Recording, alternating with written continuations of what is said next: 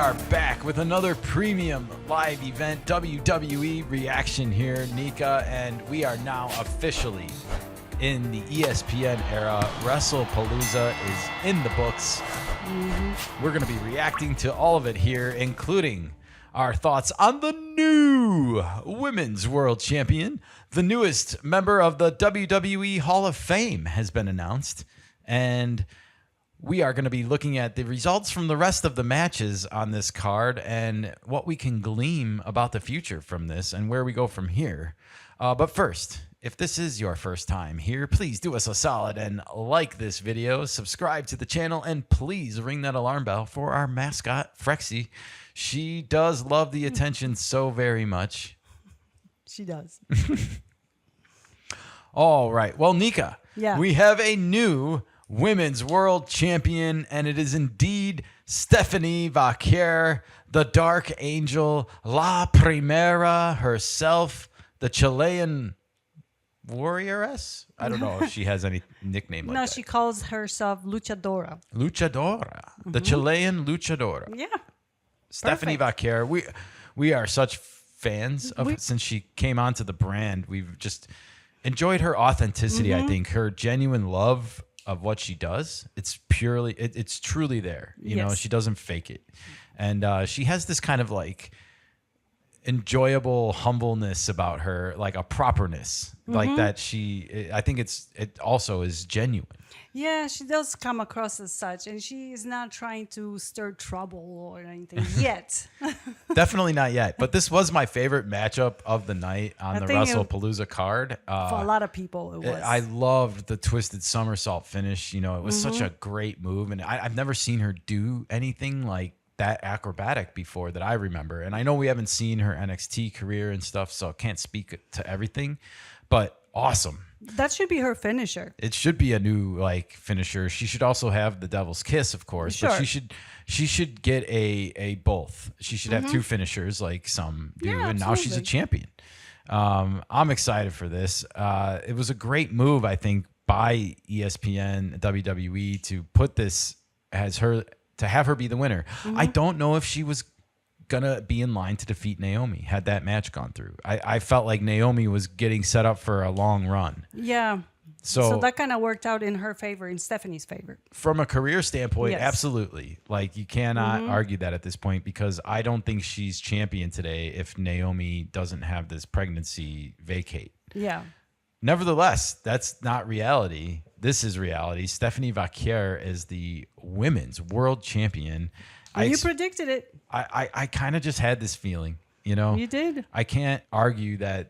I felt like they were gonna. She's so popular. We see it all the time with our own channel. And thank you if you are a Stephanie Vaquer fan. We are absolutely going to continue covering her and this title reign, which leads me to my question, Nika. How long will she reign? Well, we're going to most likely see her on Raw. And will she be challenged right away? I don't know. They might set it up in a few weeks for a challenger to appear. Yeah, I'm curious what's going to happen here. But I do think, you know, knowing what we know about the WWE going to Australia. Might be Rhea. Yeah. And Japan. Is Iyo going to stay in the mix? Is there going to be some kind of triple threat match at the next PLE on ESPN, which is, what is it called? The Crown Jewel. Maybe Asuka. Asuka might be a contender instead of Iyo Sky. Well, I do slightly disagree. I think Asuka's a heel kind of character right now, but she has had beef with Rhea Ripley. You can't deny that. And some of the Iyo Sky also, some conflicting. I don't know. We'll see. She might be involved in the story. I wouldn't put it that past it, but I don't think she gets an actual title opportunity or anything on a card. That's just my personal opinion. Okay. It might be Rhea then. Yeah, I look for maybe a triple threat match at that. Yeah. With Iyo and Rhea, because of the fact that they're going to be in Japan. It will just help promote the brand and keep Iyo in the limelight a little bit while they go on that Japanese tour. That's why I had originally thought Iyo would win. My brain was telling me it makes sense for Iyo to win.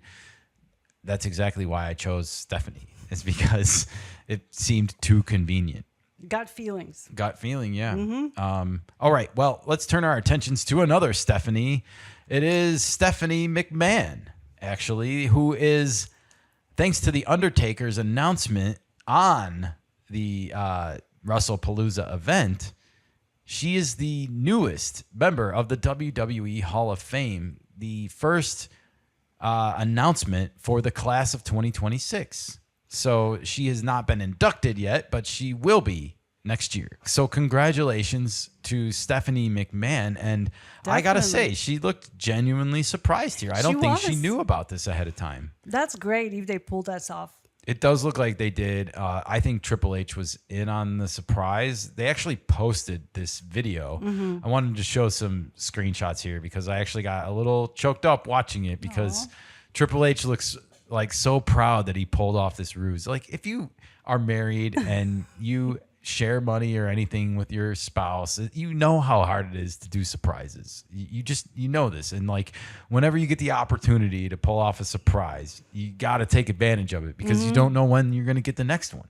If you really want to pull off the surprise, you spot on. So I feel like he knew about this and he pulled the surprise off. And I don't know. I know Undertaker's a little bit older than Stephanie. I had sort of thought maybe they were the same age, but not really. I was way off. There's a huge difference. They're about 12 years apart. Okay. So but like I wonder if older they had sibling. some kind of like, you know, uncle, you're like my uncle relationship growing up because, I mean, Undertaker's been around WWE since about 1991 now, you know. Or maybe He's been even there like for an so long. older brother situation. Yeah, or an older brother situation, but it was definitely a nice moment, and you could tell that like there was respect for him from her, and so there's obviously a nice relationship in the background there that maybe not everyone knows about.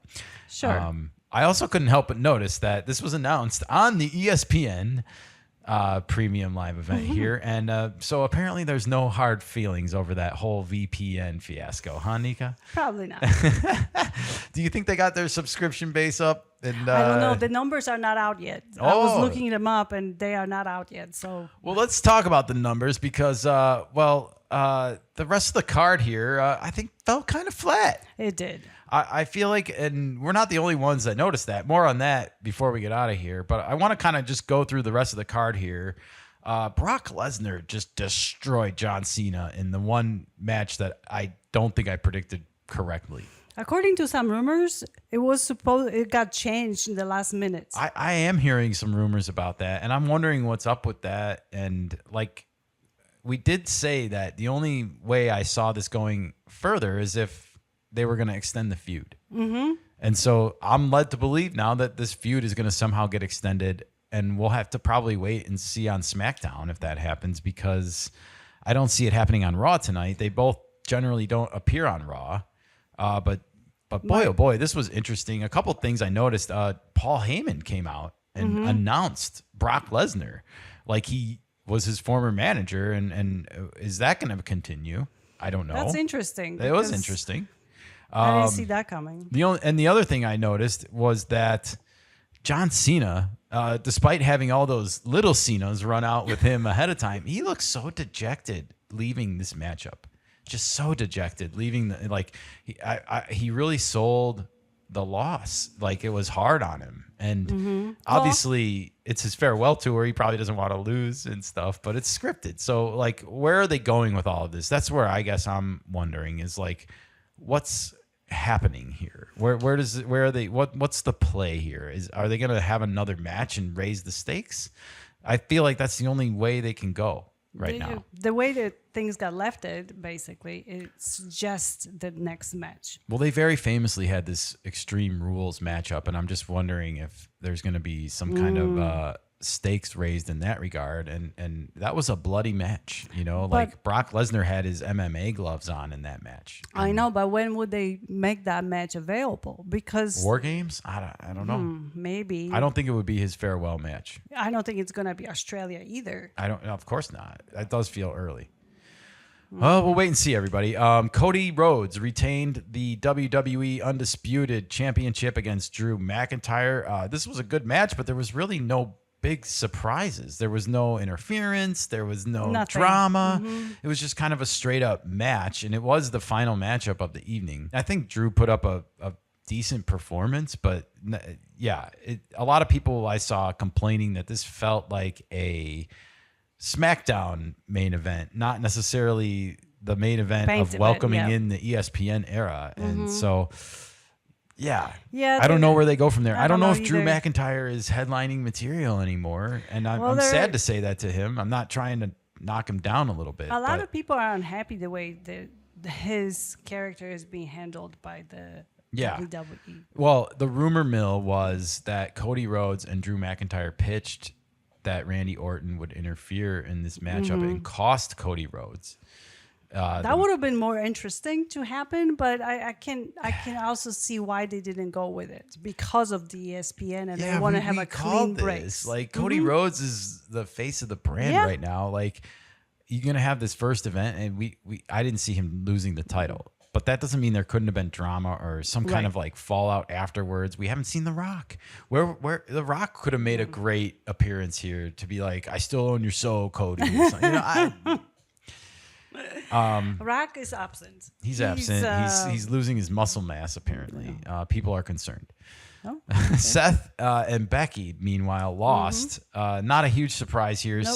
CM Punk and AJ Lee win because there's nothing at stake.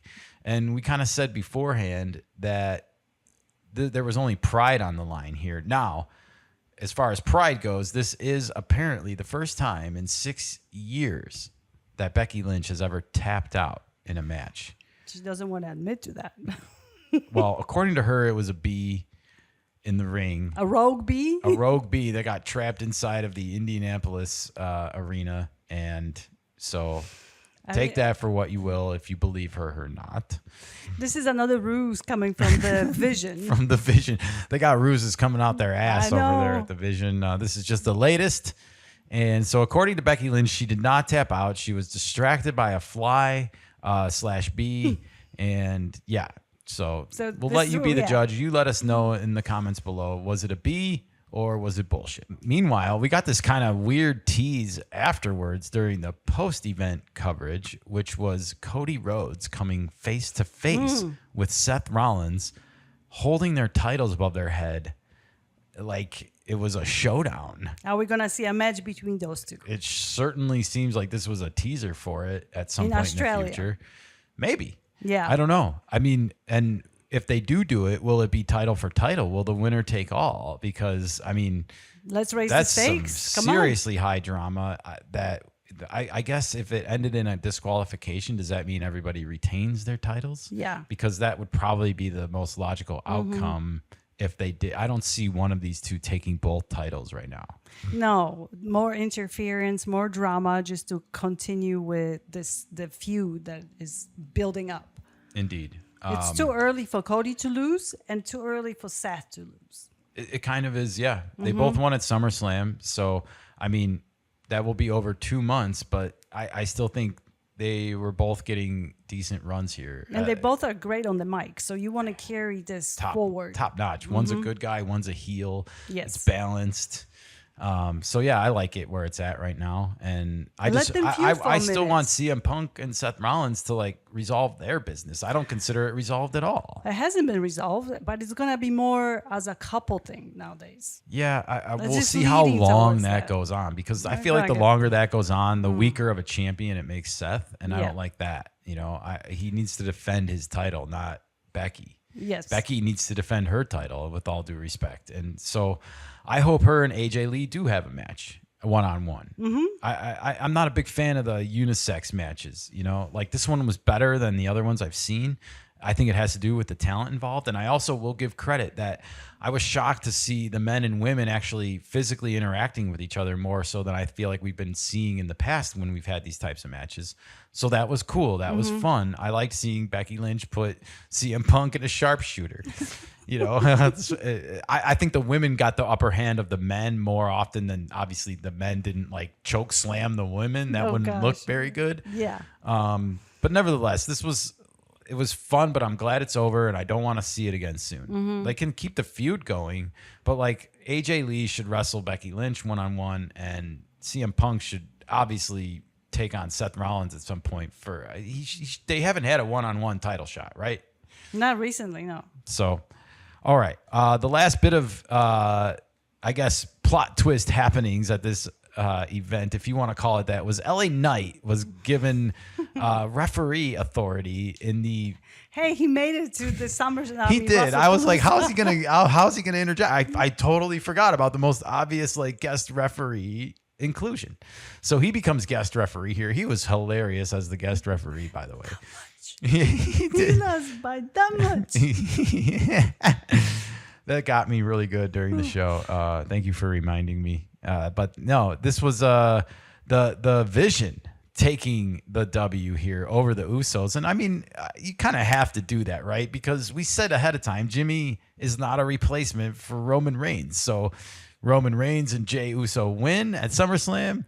Jimmy Uso and Jey Uso lose here at WrestlePalooza. I think that's right. Yeah. I don't know. I feel like you can't have Jimmy win and say like, oh, he's just as good as Roman. I mean, no, come you on. can't. You cannot. Well, we'll wait to see where Brock Lesnar falls with the Vision, since apparently he and Paul Heyman are still friendly with each other, and if that will become a thing or not, you know, I'm thinking of like Survivor Series. If you have like a 4-on-4 with Seth, Braun Breaker, and Bronson Reed, obviously the fourth isn't going to be Becky. You know, No, if you're I doing don't think a so. stable type thing, but maybe it becomes Brock Lesnar. Wow. So Brought from the retirement community to the wrestling ring. Okay. we'll see. We'll see how long his contract is, and we'll see if, because he could also be in a Extreme Rules match or some kind of bloody affair with John Cena that night. So, all right. Aside from Stephanie Vaquer winning, I thought this was just a fairly lackluster premium event, Nika. I'm really disappointed by it. I enjoyed the show. I just don't know if it lived up to the hype of launching the ESPN era. You know, Triple H promised shocks and surprises, and okay, I really didn't. Maybe for his wife. Maybe. I mean, that was a nice moment. I don't Absolutely. want to doubt that, you know. But and, that was the shock and the surprise.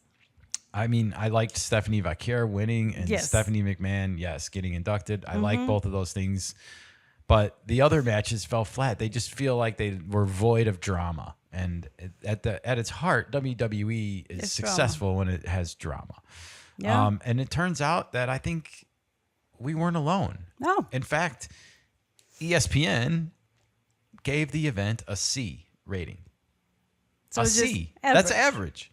That's kind of how I feel. Like, aside from Stephanie winning, this was an average event. And so they did not necessarily live up to the hype, even to their own network that broadcast the event. I got to give ESPN credit here for calling this out and not sugarcoating it and glazing the bullshit, because I think they could do better. Yes. And I expected better, actually. And it makes me feel like they rushed this event. If you remember going back, like this was not announced when ESPN first announced the whole partnership. And then all of a sudden it was like, yeah, we're going ahead with this next month, and we have this new event coming out. Whoa. It just feels like it was rushed. The whole thing. And it makes me wonder, like, would they have been better off waiting until 2026? That's when it was originally scheduled for Yeah. January Yeah. to launch. Yeah.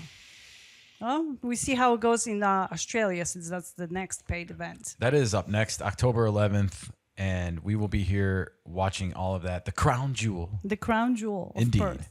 Let us know your thoughts on WrestlePalooza in the comments below, and keep it here on the Kenikka Sports Show throughout the week as we get in tune with Raw tonight and possibly some NXT on Tuesday.